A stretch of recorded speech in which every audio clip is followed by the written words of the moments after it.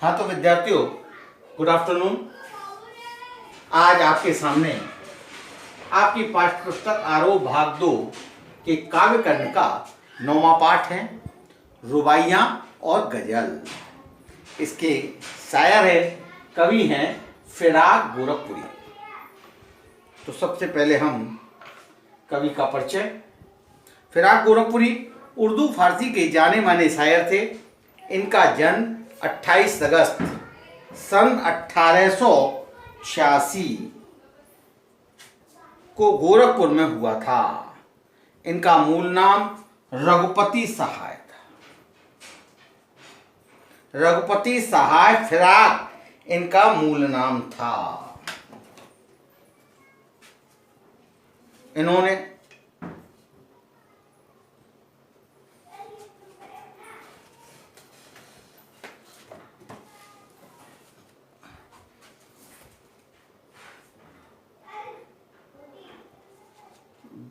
Good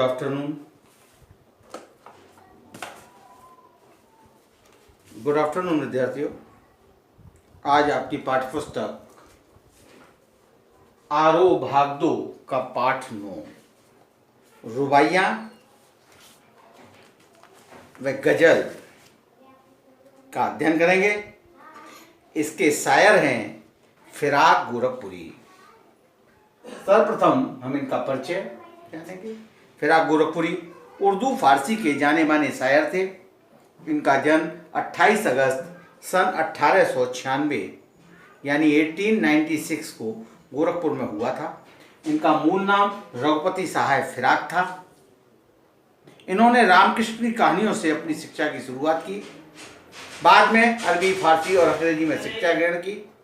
1917 ईस्वी में ये डिप्टी कलेक्टर के पद पर चयनित हुए, परंतु स्वतंत्रता आंदोलन के कारण इन्होंने 1918 यानी 1918 ईस्वी में इस पद को त्याग दिया।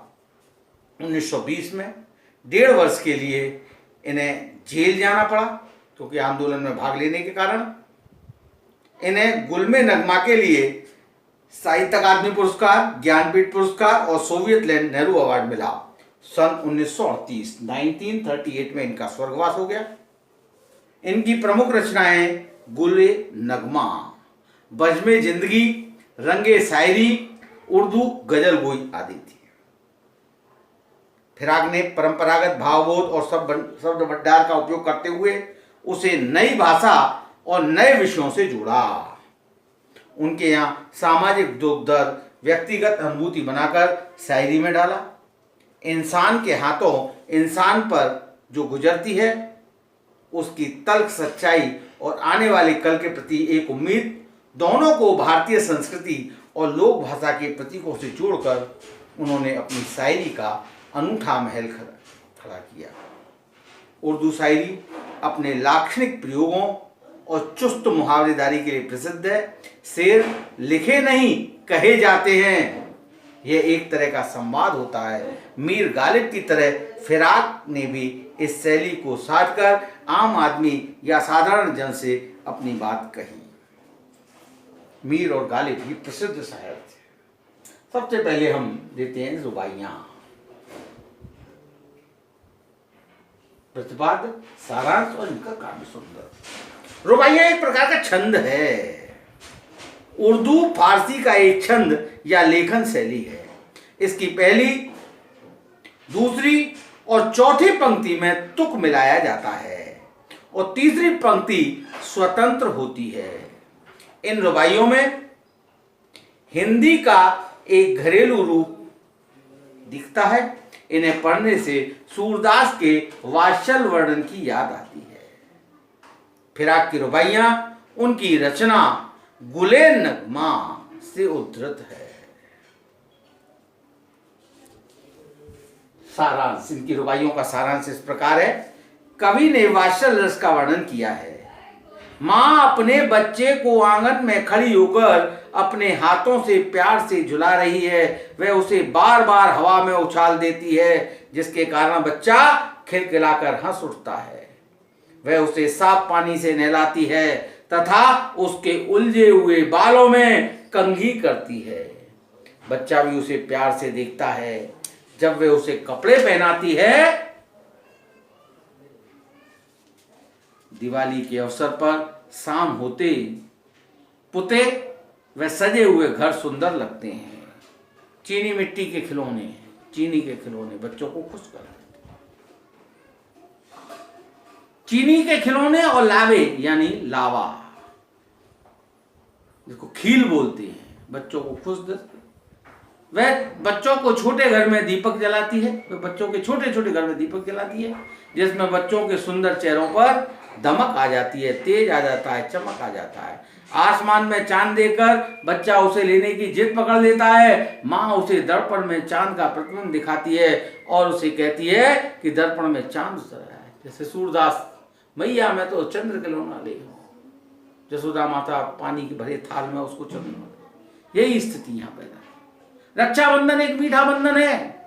रक्षाबंधन के कच्चे धागे पर बिजली के लच्छे हैं। सावन में रक्षाबंधन आता है। सावन का जो संबंध झीनी घटा से है, घटा का जो संबंध बिजली से है, वही संबंध भाई बहन से है। अब पहली रुबाइया देखिए। आंगन में लिए चांद के टुकड़े को खड़ी, आंगन में लिए चांद के टुकड़े को खड़ी, हाथों पे झुलाती है उसे गोद भरी, रह रह के हवा में जो लूका देती है। देखिए दो पंक्तियां, पहली दोनों पंक्तियां देखिए, तुक मिला है। आंगन में लिए चांद के टुकड़े को खड़ी, हाथों पे झुलाती है गोद भरी, खरी और भरी। तीसरी पंक्ति बिल्कुल अलग है, अतुकांत है। रह रह के हवा में जो लूका देती है, गूंज उठती है खिलखिलाते बच्चे की हंसी। तीसरी पंक्ति में फिर तुक मिल गया। ये रुबाइयों की विशेषता है जो हम आपको पहले बता चुके हैं। शायर कहता है कि मां चांद के टुकड़े, यानी अर्थात अपने बेटे को, हर मां को अपना बेटा चांद का टुकड़ा दिखाई देता है। कैसा भी हो, हर मां के लिए उसका बेटा राजा बेटा होता है। तो यहां पर शायर कहता है कि एक मां चांद के टुकड़े अर्थात अपने बेटे को अपने घर के आंगन में लिए खड़ी है। वही अपने हाथ में चांद के टुकड़े को अपने हाथों में झुलाती है। गोद में लेकर के बच्चे को हम इस प्रकार झुलाती है उसे गोद भरी। बीच बीच में रह रहकर हवा में जो लोका देती है, बीच बीच में हम बच्चों को झुलाते हुए इस प्रकार ऊपर की तरफ उछालते हैं, उछाल देती है। वो माँ क्या कर देती है, बीच बीच में अपने बच्चे को उछाल देती है। इस प्रक्रिया से बच्चा प्रसन्न हो उठता है और उसकी खिलखिलाहट भरी हंसी वातावरण में गूंजने लगती है। खिलाते हुए बच्चे को हम उछाल देते हैं, एकदम से बच्चा खिलखिलाता है, हंसता है, प्रसन्न हो जाता है। आप कलापक्ष देखिए। मां द्वारा बच्चे को झुलाना, बच्चे का हंसना आदि स्वाभाविक क्रिया है। हर मां अपने बच्चे को लेकर गोदी में झुलाती है, बीच बीच में ऐसे झटका देती है, बच्चा खिल करके खिलखिलाता है। स्वभावोक्ति अलंकार, इसको यहां स्वभावोक्ति अलंकार, जो स्वाभाविक प्रक्रिया होती है वह स्वभावोक्ति अलंकार। रस वात्सल रस है मां बेटी का स्नेह। दृश्यबिंब, आंगन में लिए चांद के टुकड़े को खड़ी, ये दृश्यबिंब है। गोद भरी, हाथों पे झुलाता हुए दृश्य साकार हो जाता है। जब कविता हवा में लोका देती है, मतलब इस प्रकार उछालना, ये सारी बातें इस कविता की पंक्तियों के माध्यम से दृश्य के रूप में हमारे सामने आ जाती है। यहां पर दृश्य बिंब है, अंतिम पंक्ति में श्रव्य बिंब है। गूंज उठती है खिलखिलाते बच्चे की हंसी दिखाई नहीं देती, हंसी सुनाई देती है, खिलखिलाती है। यहां पर श्रव्य बिंब है। चांद के टुकड़े मुहावरे का सुंदर प्रयोग है। रह रहे में पुनरुक्ति प्रकाश अलंकार है। लोका देना देशज भाषा का प्रयोग, लोका देना ग्रामीण भाषा है, एकदम से उछाल देना उर्दू हिंदी मिश्रित शब्दावली है। दूसरी रुबाई नहला के छल के निर्मल जल से, नहला के छल के निर्मल जल के से, उलझे हुए गेसुओं में कंघी करके। किस प्यार से देखता है बच्चा मुंह को, किस प्यार से देखता है बच्चा मुंह को, जब घुटनियों में लेके है पिनाती कपड़े। बच्चे को नहलाती है माँ, तैयार करती है हर माँ, स्वच्छ जल से नहलाती है, उसके उलझे हुए बालों से पानी टपक रहा है,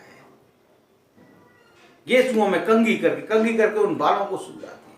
बच्चे के बालों में कंघी करती है माँ, और जब वह उसे अपने घुटनों में लेकर कपड़े पहनाती है, बच्चे को पकड़ के दोनों होठों के बीच रख के माँ जब कपड़े पहनाती है, तो बच्चा अत्यंत स्नेह से माँ के मुख को निहारता है। जब घुटनों में लेके पहनाती कपड़े, जब होठों के बीच में लेकर के माँ अपने बच्चों को कपड़े पहनाती है, तो बच्चा बड़े प्यार से अपनी माँ के मुंह को देखता है।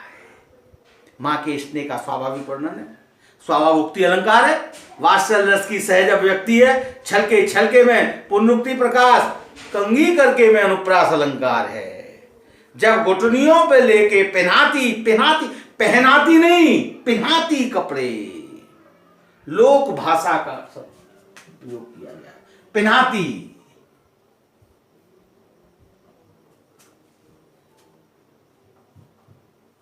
पिन्हाती है क्या शब्द? पहनाती। यहां ये शब्द प्रयोग किया गया, पिनाती, लोक भाषा का प्रयोग किया गया।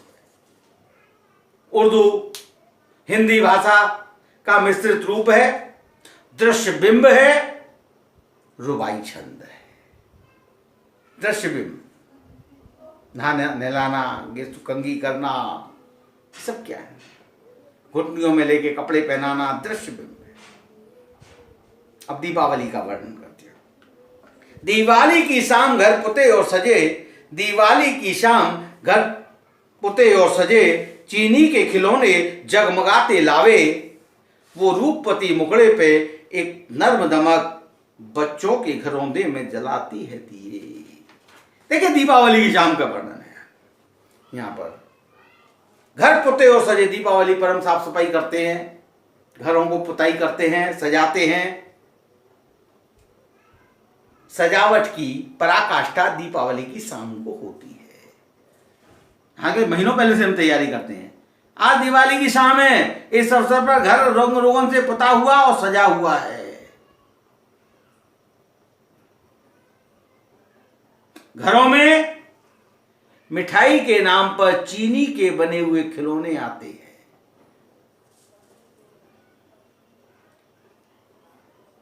चीनी के खिलौने जगमगाते लावे, लावे माने खील, लावे माने लाना नहीं है यहाँ लाना माने खील, खील बतासे, और खील खिलौने जो होते हैं पूजन में काम आते हैं, सब इसको लावे बोला जाता है।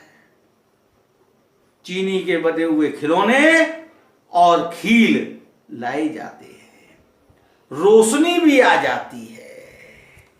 वो रूपवती मुकड़े पे एक नर्म दमक, बच्चों के घरौंदे में जलाती है। वो रूपवती सुंदर मां अपने मुंह पर उन दीपकों की चमक को लेते हुए अपने छोटे से बच्चे के छोटे से घर में दीप जलाती है, यानी उसके घर को प्रकाशित करती है। आम व्यक्ति के घर में दीपावली के अवसर पर हुई रौनक का स्वाभाविक वर्णन है। स्वभावोक्ति अलंकार हो गया। मां की ममता का सुंदर चित्रण है। दृश्य बिंब, रंग रोगन से पुते और सजे घर, चीनी के खिलौने जगमगाते लावे, रूपवती मुखड़े पे एक नर्म दमक, धरौंदे में जलाती है दिए, ये सब दृश्य बिंब। रूपवती मुखड़ा व नर्म दमक विलक्षण प्रयोग है। दमक और नर्म रुबाई छंद तथा भाषा का मिश्रित रूप है। बच्चा जिद करता, अगली रुबाई में बच्चा जिद कर रहा है। आंगन में ठुनक रहा है जिदियाया है, जिदियाया, आंगन में ठुनक रहा है जिदियाया है, बालक तो हुई चांद पे ललचाया है, दर्पण उसे देके कह रही है मां, देख आईने में चांद उतर आया है। भैया मैं तो चंद्र खिलौना ले आऊं। भगवान श्री कृष्ण ने भी इसी प्रकार की जिद की थी, जिसको सूरदास ने अपने पद के माध्यम से। बच्चा आंगन में खेल रहा है, मचल रहा है छोटा सा बच्चा, थुनक रहा है, जिद आया है, माने जिद कर रहा है, जिद के कारण मचला हुआ है, क्योंकि उसे आकाश में चमकने वाला चांद दिखाई दे रहा है, उसे चांद चाहिए, वो चांद से खेलना चाहता है, नहीं मानना, बहुत जिद कर रहा है। माँ ने उपाय देखा, एक दर्पण दे दिया उसके हाथ में, शीशा मिरर दे दिया और देकर कह रही है माँ कि देख, चांद इस दर्पण में उतर आया है। उस चांद का प्रतिबिंब उस दर्पण में दिखा करके बच्चे की जिद पूरी कर रही है। बच्चे की जिद तथा माँ द्वारा उसके समाधान का स्वाभाविक वर्णन हुआ है, अतः स्वाभावोक्ति अलंकार है। जिद आया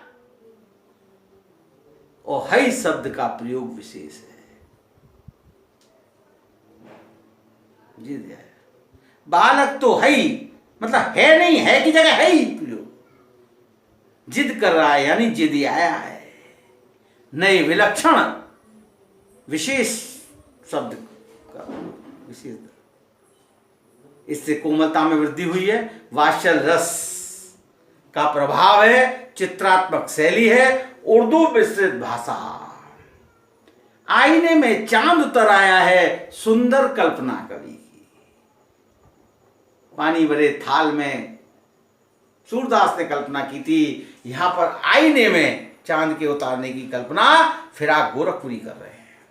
ठुनक शब्द में बच्चे के बाल मनोविज्ञान का सहज वर्णन है, क्योंकि बच्चा ठुनकता है,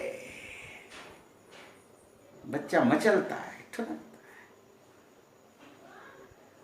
क्लियर? नेक्स्ट अगली रुबाई है, रक्षाबंधन की सुबह रस की पुतली, रक्षाबंधन की सुबह रस की पुतली, छाही है घटा गगन की हल्की हल्की, बिजली की तरह चमक रहे हैं लच्छे, भाई के है बांधती चमकती राह। दीपावली का वर्णन हो गया या रक्षाबंधन का वर्णन? कवि कहता है रक्षाबंधन की सुबह आनंद में विषाद की सौगात है, मिठास की सौगात है। रस की पुतली यानी आनंद की सौगात। रस का मतलब होता है आनंद आना। रक्षाबंधन की सुबह आनंद व मिठास की सौगात है। इन दिनों ये दिन जो होता है वो मीठे बंधन का दिन होता है। छाही है घटा गगन की हल्की हल्की, आकाश में सावन का महीना है, आकाश में काले काले बादलों की हल्की हल्की घटा छाई हुई है, बिजली की तरह चमक रहे हैं लच्छे। इन बादलों में बिजली चमक रहे हैं, इसी प्रकार बहन की थाली में चमचमाते रखे हुए राखी के धागे दमक रहे हैं, बिजली की तरह चमक रहे हैं। क्योंकि एक बहन अपने भाई के कलाई पर बांधने के लिए राखी लेकर के आई है, चमकती हुई राखी लेकर के आई हुई है। ऐसा वर्णन यहां फिराक गोरखपुरी ने किया है। रक्षाबंधन के त्योहार का प्रभावी चित्रण है, उर्दू हिंदी मिश्रित भाषा है, हल्की हल्की में पुनरुक्ति प्रकाश तथा बिजली की तरह चमक रही लच्छे में उपमा अलंकार की छटा व्याप्त है। प्रसन्न बालिका को रस की पुतली की संज्ञा दी गई है। आनंदित उत्साहित बालिका, रुबाई छंद का प्रयोग किया गया है। ये रुबाइयां आपकी। फिर इसके बाद आती है आपकी गजल। ये रुबाइयों का भाव पक्ष कला पक्ष दोनों हो गया। दूसरा बिंदु आता है गजल। गजल का प्रतिपाद देखिए। रुबाइयों की तरह फिराक की गजलों में भी हिंदी समाज और उर्दू शायरी की परंपरा भरपूर बनी हुई है। फिराक गोरखपुर की गजलों में हिंदी समाज और उर्दू शायरी की परंपरा भरपूर है। इस गजल में दर्द और पीड़ा के साथ साथ शायर की ठसक भी अंतर्निहित है। इस गजल के माध्यम से शायर कहता है कि लोगों ने हमेशा उस पर कटाक्ष किए हैं और साथ ही उसकी किस्मत ने भी कभी उसका साथ नहीं दिया। गम उसके साथ हमेशा रहा। उसे लगता है जैसे रात का सन्नाटा उसे बुला रहा है। शायर कहता है कि इश्क वही कर सकता है जो अपना सब कुछ खो देता है।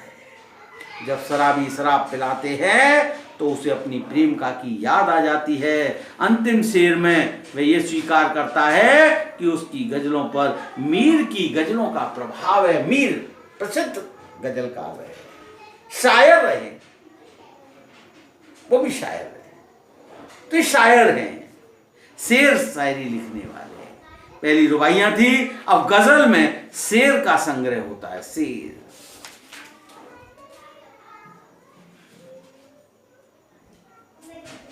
नौरस गुंजे पंखुड़ियों की नाजुक गिर है खोले हैं।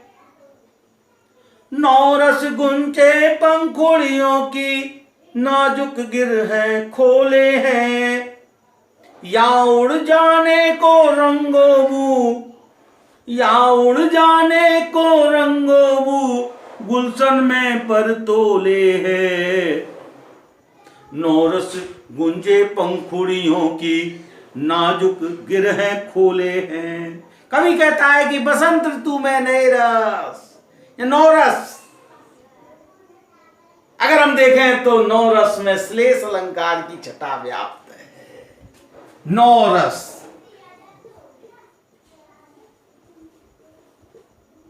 हमारे काव्य शास्त्र में विद्वानों ने नौ रस की कल्पना की है। 2 रस एक्स्ट्रा बना दिए गए हैं नए विद्वानों ने। 9 रस यानी नए रस, 9 रस, श्रृंगार, हास्य, करुण, रौद्र, वीर आदि 9 रसों की परिकल्पना की है।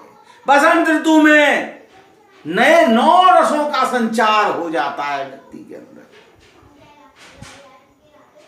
दूसरा अर्थ होता है 9 माने नया, नया रस। बसंत के आगमन पर नए रस से कलियां भर जाती है, परिपूर्ण हो जाती है। नया रस कलियों में, गुंचे माने कलियों में। कवि कहता है कि बसंत ऋतु में नए रस से भरी कलियों की कोमल पंखुड़ियों की गांठें खुल रही है। गिर है माने गांठें, गुत्थियां। फूल अभी कली के रूप में, फूल नहीं बने हैं अभी, कली के रूप में। बसंत ऋतु आ गया है, नया रस उसमें आ गया है। धीरे धीरे पंखुड़ियों की गांठें खुल रही है, वे धीरे धीरे फूल बनने की ओर अग्रसर है। ऐसा लगता है मानो रंग और सुगंध दोनों आकाश में उड़ जाने के लिए फड़फड़ा रहे हों। या उड़ जाने को रंगो बू, बू माने खुशबू, रंग माने उनके रंग बिरंगे, उनके रंग और सुगंध गुलशन में पर तोले। गुलशन माने आकाश, बाग बगीचा, पूरे बाग बगीचे में होकर के पूरे आकाश में उड़ जाने के लिए पंख फैलाए। पूरे बाग, पूरे बगीचे के वातावरण को सुगंधित करना चाह रहे हैं, ये कवि कहना चाहता है। प्रकृति सौंदर्य का सुंदर वर्णन है, उर्दू फारसी भाषा का प्रयोग है, प्रसाद गुण बिंब योजना है। कलियों का पंखड़ी खिलना बिंब योजना है। संदेह अलंकार है, या उड़ जाने को रंगो, या उड़ जाने, संदेह कर दिया है। मानो ऐसा लगता है कि आकाश में उड़ जाने, संदेह अलंकार पैदा कर दिया है। रंग व खुशबू पर मानवीय क्रियाओं को आरोपित करने से मानवीकरण अलंकार है।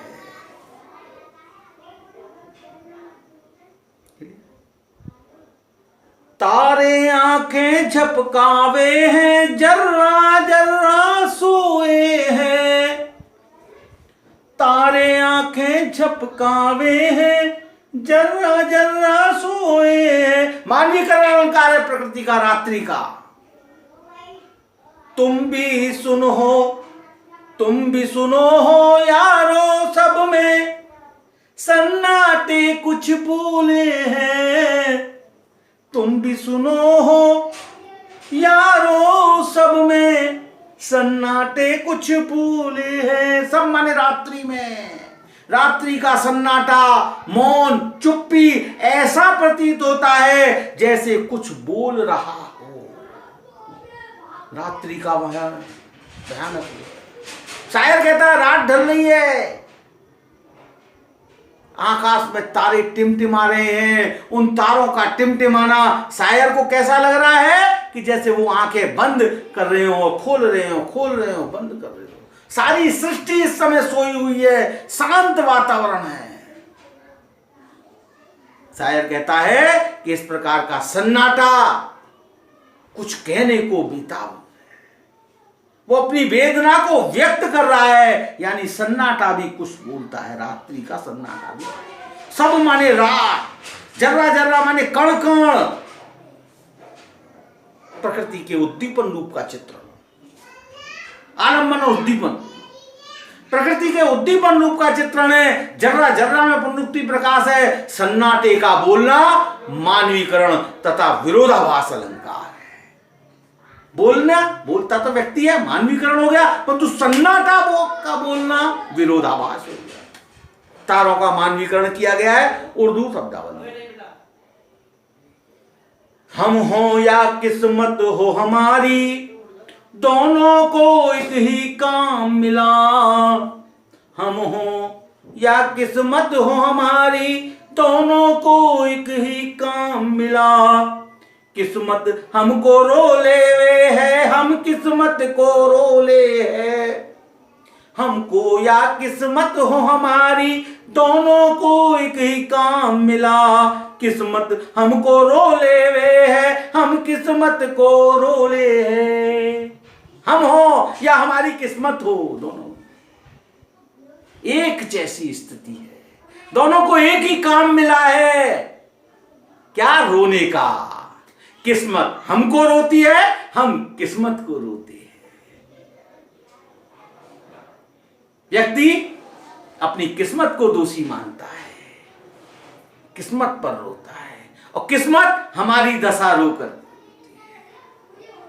कवि कहता है संसार में मेरी और किस्मत दोनों ही एक जैसे हैं। मेरी किस्मत और मैं दोनों एक जैसे हैं। हम दोनों को एक ही काम है। अभाव के लिए हम किस्मत को दोषी मानते हैं और किस्मत हमको दोषी मानती है। निराशा और अकर्मण्यता पर शायर ने व्यंग्य किया है। उर्दू फारसी शब्दों का प्रयोग है। किस्मत को मानवीय क्रियाएं करते हुए दिखाया गया है, अतः मानवीकरण अलंकार है। शेर, गजल, हम कहना उर्दू की पहचान है। हम किस्मत को रोले हैं। हम हो या किस्मत हो, हम, मैं नहीं, हम। ये सभ्यता है, उर्दू की सभ्यता है, उर्दू की पहचान है। ये भाषा का अपना स्वरूप है। जो मुझको बदनाम करे है, काश वो इतना सोच सके। जो मुझको बदनाम करे है, काश वो इतना सोच सके। मेरा पर्दा खोले है या अपना पर्दा खोले है। मेरा पर्दा खोले है या अपना पर्दा खोले। संदेह अलंकार की छटा व्याप्त है। जो मुझको बदनाम करे, काश वो इतना सोच के, मुझको बदनाम करने वाले, काश तू इतना सोच सक। संसार के कुछ लोग कवि को, शायर को बदनाम करना चाहते हैं। ऐसे निंदकों के लिए कवि कामना करता है कि भाई तुम मुझे बदनाम कर रहे हो, इतना सोच लो कि तुम मेरा पर्दा खोल रहे हो या अपना पर्दा खोले, या अपनी वास्तविकता बता रहे हो। मेरी वास्तविकता बता रहे हो संसार के सामने, या अपनी वास्तविकता बता रहे हो, इतना तो सोच लो। केवल ये बात समझ सके कि जो मेरी बुराइयां संसार के सामने प्रस्तुत कर रहे हैं, उससे खुद उनकी कमियां उजागर हो रही है। वे मेरा पर्दा खोलने की बजाय अपना पर्दा खोल रहे हैं। मेरी वास्तविकता बताने के बजाय अपनी प्रवृत्ति, अपनी वास्तविकता को संसार के सामने उजागर कर रहे हैं। शायर ने दूसरों को बदनाम करने वालों पर व्यंग्य किया है। उर्दू भाषा का प्रयोग है, गजल छंद है, भाषा में प्रवाह है। ये कीमत भी अदा करे हैं हम, बदुरुस्ती हो सो हवास। ये कीमत भी अदा करे हैं हम, बदुरुस्ती हो सो हवास। तेरा सौदा करने वाले दीवाना भी होले हैं। ये कीमत भी अदा करे हैं हम, बदुरुस्ती हो सो हवास। तेरा सौदा करने वाले दीवाना भी हो लेके है। ये कीमत भी अदा करे, हर कीमत को चुकाने के लिए शायर तैयार है। हम पूरे विवेक के साथ बदुरुस्ती ए होशो हवास, यानी पूरे विवेक के साथ। कीमत माने मूल्य। हम तुम्हारे प्रेम के लिए पूरी कीमत अदा करने को तैयार हैं, अदा कर रहे हैं। हम तुम्हारे प्रेम का सौदा करने वाले हैं। इसके लिए हम दीवाना बनने को भी तैयार हैं। कवि कहता है कि जो प्रेमी है वे समाज की नजरों में पागल होता है। कहा है मुबारक हो सबको समा ये सुहाना, मैं खुश हूं मेरे आंसुओं पे न जाना, मैं तो दीवाना दीवाना दीवाना। या भी यही है, ये कीमत भी अदा करे हैं, बदुरुस्त ये होशो आवाज। बिल्कुल सोच समझ करके पूरे विवेक के साथ हम तुम्हारे प्रेम के लिए पूरी कीमत अदा कर रहे हैं। हम तुम्हारे प्रेम का सौदा करने वाले हैं। इसके लिए हम दीवाना भी बनने को तैयार हैं, करने वाले हैं। लोग हमें दीवाना कहते हैं, हम दीवाना होकर के बदनाम होने के लिए भी तैयार हैं। हम पागल की श्रेणी में भी आने के तैयार हैं, क्योंकि प्रेमी समाज की नजरों में दीवाना होता है, पागल होता है। कवि ने प्रेम के संपूर्ण समर्पण का वर्णन किया है। उर्दू शब्दावली का प्रभावी प्रयोग है। कीमत अदा करना मुहावरे का सुंदर प्रयोग, गजल छंद है। तेरे गम का पासे अदब है कुछ, दुनिया का ख्याल भी है। तेरे गम का पासे अदब है कुछ, दुनिया का ख्याल भी है। सबसे छिपा के दर्द के मारे चुपके चुपके रोले हैं। तेरे गम का पासे अदब है कुछ, दुनिया का ख्याल भी है। सबसे छिपा के दर्द के मारे चुपके चुपके रोले हैं। फिराक गोरखपुरी कहते हैं अपनी प्रेमिका से कि तेरे गम का पूरा ख्याल है। गम माने दुख, पीड़ा, अदब है। तेरे दुख का, तेरी पीड़ा का, तेरी कष्ट का मुझे पूरी तरह से एहसास है। मैं तुम्हारी पीड़ा का सम्मान करता हूं, परंतु इस संसार का भी मुझे ध्यान रखना पड़ता है। मुझे इस संसार का भी, इस दुनिया का भी ख्याल है।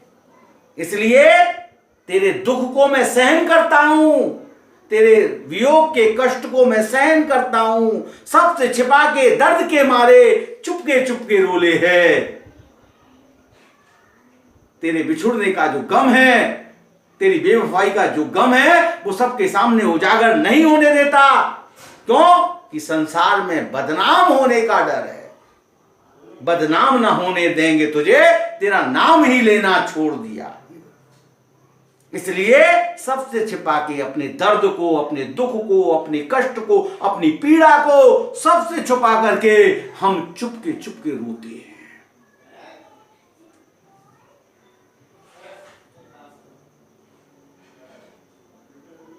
अकेले। इसका आशय है कि प्रेमी अपने दुख को संसार के सामने प्रकट नहीं करते, सिर्फ बदनामी के डर से कि उसकी प्रेमिका समाज में बदनाम ना हो जाए। इस बात बदनाम न होने देंगे तुझे, तेरा नाम ही लेना छोड़ दिया, छोड़ दिया। दिल में बसा था प्यार तेरा। सुने होंगे आपने अनेक इस प्रकार के, वही भाव इस शेर के माध्यम से फिराक गोरखपुरी प्रस्तुत कर रहे हैं कि तेरे गम का पासे अदब है, दुनिया का ख्याल है, तेरे वियोग का, तेरे गम का पूरा ख्याल है, तुम्हारी पीड़ा का पूरा सम्मान करता हूं, परंतु इस संसार का भी ध्यान है। इसीलिए छिप करके, सबसे छिपा करके अपने दर्द को पीता हूं और चुपके चुपके से जाकर के रोता हूं। फितरत का कायम है तवाजुम, आलम हुस्न इश्क में भी। फितरत का कायम है तवाजुम, आलम हुस्न इश्क में भी। उसको उतना ही पाते हैं खुद को जितना खोले हैं। फितरत यानी तेरे स्वभाव, कायम माने स्थापित करना, फितरत। तवाजुम यानी संतुलन, आलम हुस्न और इश्क में भी।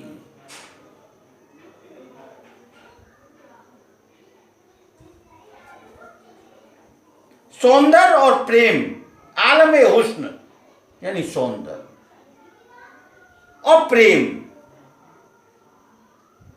का संसार। आलम माने संसार, आलम हुस्न और इश्क, हुस्न माने सौंदर्य, सुंदरता, इश्क माने प्रेम, आलम हुस्न इश्क यानी सौंदर्य का संसार। कवि कहता है कि प्रेम और सौंदर्य के संसार में संतुलन बनाए रखा है, संतुलन कायम कर रखा है, संतुलन स्थापित कर रखा है। उसको उतना ही पाते हैं खुद को। इसमें हम उतना ही प्रेम पा सकते हैं जितना हम खोते जाते हैं, स्वयं को उसमें खो देते हैं, यानी स्वयं जितना समर्पित हो जाते हैं उतना ही हम उसको प्राप्त करते हैं। दूसरे शब्दों में, प्रेम में पहले स्वयं को मिटाना पड़ता है। जो व्यक्ति जितना अधिक समर्पण करता है उतना ही वे प्रेम पाता है। प्रेम के स्वभाव को स्पष्ट किया है कबीर के साथ बात। कबीर देखिए, कबीर ने कहा, जिन खोजा तिन पाइए गहरे पानी पेट, मैं बपुरा खोजन चला रहा किनारे बैठ। साम्य, भाव साम्य। जिन खोजा, जिसको गहरे पानी पे, गहरे पानी में जाना पड़ता है जो हमें चीज चाहिए उसको खोजने के लिए। परंतु मैं तो पागल हूं, खोजने चला, किनारे बैठ करके खोजने चला। नहीं, किनारे बैठ के ढूंढने से प्राप्त नहीं होगा, डूबना पड़ेगा, जल में डुबकी लगानी पड़ेगी, उसमें लीन होना पड़ेगा, तब प्राप्त। ये भाव साम्य है। उसको उतना पाते हैं जितना खुद को, जितना हम खुद को समर्पित कर लेते हैं उतना हम अपने प्रेमी को प्राप्त करते हैं, अपने प्रेम को प्राप्त करते हैं। समर्पण से प्रेम प्राप्त होता है। खोकर पाने में विरोधाभास अलंकार है, उर्दू मिश्रित हिंदी भाषा का प्रयोग है, गजल छंद है। आबोताब आसमान न पूछो, आबोताब असआर न पूछो, तुम भी आंखें रखे हो। आबोताब असआर न पूछो, तुम भी आंखें रखे हो। ये जगमग बैंतों की दमक है या हम मोती रोले हैं। चमक दमक, आबोताब चमक दमक के साथ। कवि कहता है, शायर कहता है कि तुम्हें तुम्हारी शायरी में जो चमक दमक दिखाई देती है उस पर फिदा ना हो। तुम्हें अपनी आंखें खुली रखनी चाहिए, अर्थात ध्यान से देखना चाहिए। ये किस चीज की चमक दमक है ये पूछो मत, तुम भी आंख रखते हो, अपनी आंखों से देख लीजिए कि ये किस चीज की चमक है। ये चमक दमक, ये रोशनी, ये किस चीज की है। तुम देखने में समर्थ हो, फिर भी तुम पूछ रहे हो कि ये किसकी चमक दमक है। आबोताब असआर न पूछो, इस चमक दमक के साथ न, इस चमक दमक के बारे में पूछो मत। देखो तुम भी आंखें रखते हो, ये जगमग बैंतों की चमक है। ये जो चमक है ये किसकी चमक है? बैंतों यानी शेर की, मेरे शेरों की चमक है, या हम मोती रोले हैं, अथवा मेरे आंसुओं की देन है, मेरी वेदना है। कवि रोता है तो कहते हैं वाह क्या छंद बनाया।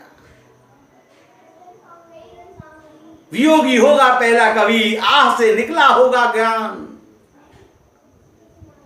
आह वेदना काव्य में चमक पैदा करती है। तो यहां यही कह रहा है मेरे शेरों की चमक है। और शेरों की चमक किसके कारण है? मेरी वेदना के कारण है, मेरे कष्ट के कारण है, मेरे दुख के कारण है, मेरे दूसरे शब्दों में कवि की पीड़ा से उसके काव्य में दर्द उभर कर आया है। कवि ने विरह को काव्य सृजन का आधार बताया। बच्चन ने भी कहा है मैं रोया इसको तुम कहते हो गाना, मैं रोया इसको तुम कहते हो गाना, मैं फूट पड़ा तुम कहते छंद बनाना। यही हाल है कि हम मोती रोले हैं। ये शेरों में जो चमक दमक है, ये शेरों में जो आकर्षण है, वो किस कारण है? वो मेरी वेदना के कारण है। पूछो मत, आंख रखते हो, आंखों से देखो, महसूस करो। वियोग श्रृंगार है। आबोताब में अनुप्रास अलंकार की छटा व्याप्त है। उर्दू की कठिन शब्दावली का प्रयोग किया गया है। ऐसे में तू याद आए है अंजुमने मैं मेरिंदों के, ऐसे में तू याद आए हैं अंजुमने मैं मेरिंदों को, रात गए गर्दू पे फरिश्ते बाबे गुनाह जब खोले। कवि कहता है हे प्रिय, तुम वियोग के समय इस तरीके से याद आते हो, ऐसे में तू याद आए हैं अंजुमने मैं रिंदों को, शराब की महफिल में शराबी को। जिस प्रकार शराब की महफिल में शराबियों को शराब की याद आती है, उसी प्रकार तेरी भी याद आती है। रात गए गर्दू पे फरिश्ते बाबे गुनाह जब खोले हैं। रात्रि में के समय देवदूत भी आकाश में संसार के पापों का अध्याय खोलते हैं, अर्थात सारे पापाचार रात्रि के अंधकार में होते हैं। सारे गुनाह, सारे अपराध, सारे पाप कर्म रात्रि के अंधकार में होते हैं। यहां वीरावस्था का सुंदर चित्रण है। अंजुमने में रिंदो, गर्दू, फरिश्ते, बाबे गुनाह आदि फारसी शब्दों का सुंदर प्रयोग है। गजल छंद है, माधुर गुण है, वियोग श्रृंगार रस है। अंतिम शेर जो है, सदके फिराक एजाजे सुखन के, कैसे उड़ा ली ये आवाज। सदके फिराक एजाजे सुखन के, कैसे उड़ा ली ये आवाज। इन गजलों के पर्दों में तो, इन गजलों के पर्दों में तो मीर की गजलें बोले हैं। इन गजलों के पर्दों में तो मीर की गजलें बोले। फिर आप कहते हैं कि उनकी गजलों पर लोग मुक्त होकर कहते हैं। शायर कहता है, फिर आप गोरखपुरी कहते हैं कि उनकी गजलों पर लोग मुग्ध होकर सदके माने कुर्बान जाऊं। किस पर? एजाज सुखन यानी बेहतरीन काव्य पर मैं कुर्बान जाऊं, अपने आप को नौछावर कर दूं। कैसे उड़ा ली ये आवाज। लोग बाग आश्चर्य करते हैं कि इस फिराक गोरखपुरी ने इतने बेहतरीन शेर शायरी कैसे कर ली, ये शायरी कहां से सीख ली, ये आवाज इतनी बुलंद कहां से कर दी। इन गजलों के पर्दों में तो मीर की गजलें बोले हैं। फिराक गोरखपुरी की जो गजलें हैं, उन गजलों में मशहूर शायर मीर की गजलों की छवि दिखाई देती है, मीर की गजलों का बिंब दिखाई देता है। ऐसा लगता है कि जैसे फिराक गोरखपुरी की गजलों के अंदर से प्रसिद्ध गायक, प्रसिद्ध शायर मीर की गजलें झांक रही हों, मीर की गजलें बोल रही। कवि अपनी प्रशंसा स्वयं करता है। उर्दू शब्दावली की बहुलता है। गजल छंद है, उड़ा लेना मुहावरा का अर्थ है चुराना। गेयता है, पूरे उसमें गेयता है। ये रुबाइयां और गजल पाठ का, इसको आप पढ़ेंगे, समझेंगे, समझने का प्रयास करेंगे, इसके प्रश्न उत्तर करने का प्रयास करेंगे। बस आज इतना ही। आज का दिन आपका शुभ और मंगलमय हो। धन्यवाद।